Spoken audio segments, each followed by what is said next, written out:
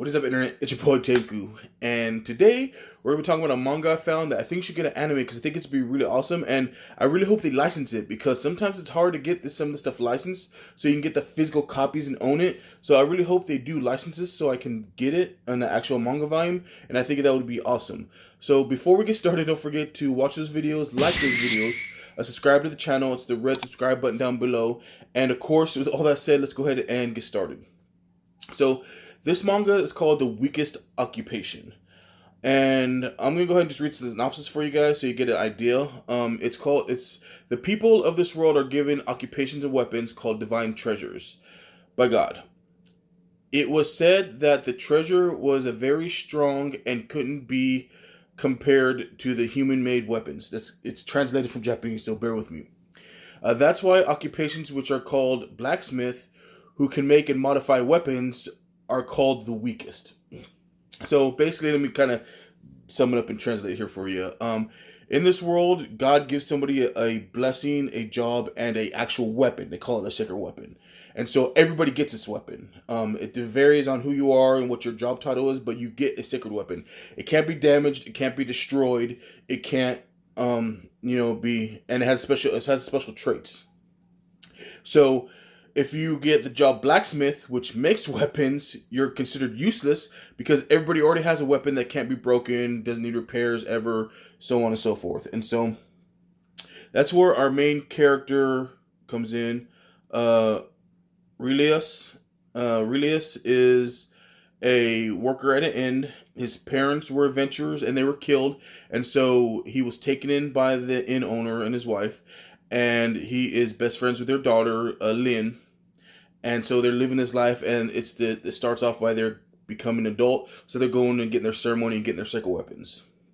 Well, as you could guess, Relius gets blacksmith, which is the weakest job. Nobody wants it. He gets made fun of, pretty much an outcast. So he's done. He wanted to be an adventurer, so he's like, oh, I guess I can't be an adventurer because of this, I'm done.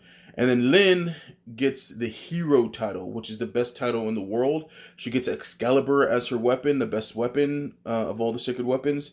The problem is Lynn doesn't want to be the hero. She despises fighting.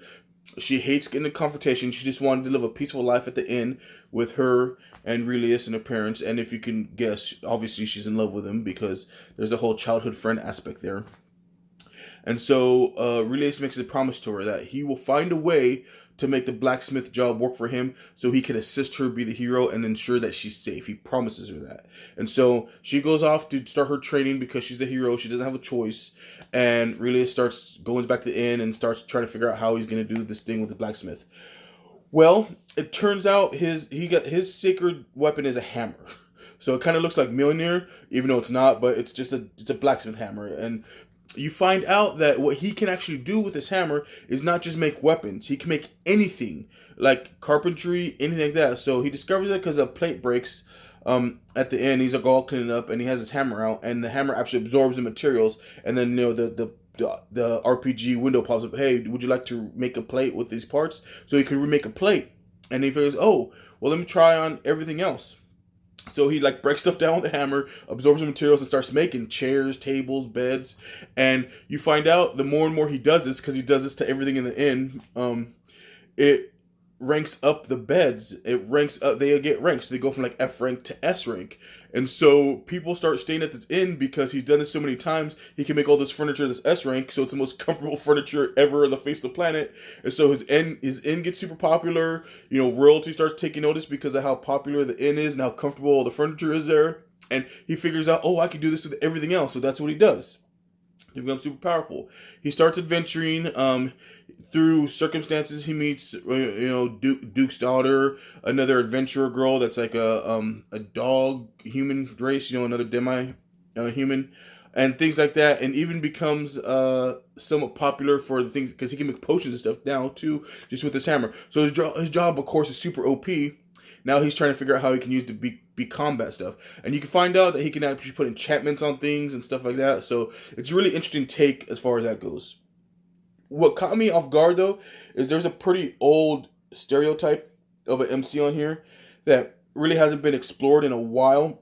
Because normally it's harem, of course, because all these girls have fallen in love with him because he solves their problems and blah blah, all that normal stuff. All right, fine, it's a harem, but it's an older style harem that is not really used a whole lot today. So now you have the MCs that know they're in a harem, they take advantage and man up and do what harem stuff, or there's the one that knows about it and doesn't care because he just wants to save the world, blah blah blah, whatever. This one is the oldest archetype ever where there's a harem, but the MC is so clueless about how the girls feel about him, he doesn't notice. And that goes along with his best friend, that's Lin, that's the hero, with the girls he meets along the way. And that's really an old archetype that hasn't been used in a while. So that's why I kind of come out. I'm like, oh, this is kind of old school. He's just kind of oblivious to the all and just worried about, oh, this is my childhood friend. This is my adventuring buddy. This is my partner for the penalty. Oh, that's the noble I helped out. Not thinking like they're going at him too. Like, especially the noble girl. She comes at him hard. And he's just oblivious to it and thinks that he's just doing his duty as a citizen to help her out. So that's what really caught my eye about this one. So I don't know. Tell me what you guys think. You guys think crazy? Have you read it? What do you think about it? Tell me in the comments down below. Keep telling me on Twitter, Facebook, Instagram. I like that too, but I really prefer for you guys to comment down below. It helps get the video out a little bit there. And if you like this type of stuff, of course, Editor Senpai will put this stuff up in the corners. And remember, if you can't trust a random fat guy man on the internet, then who can you trust? And everybody have an awesome day.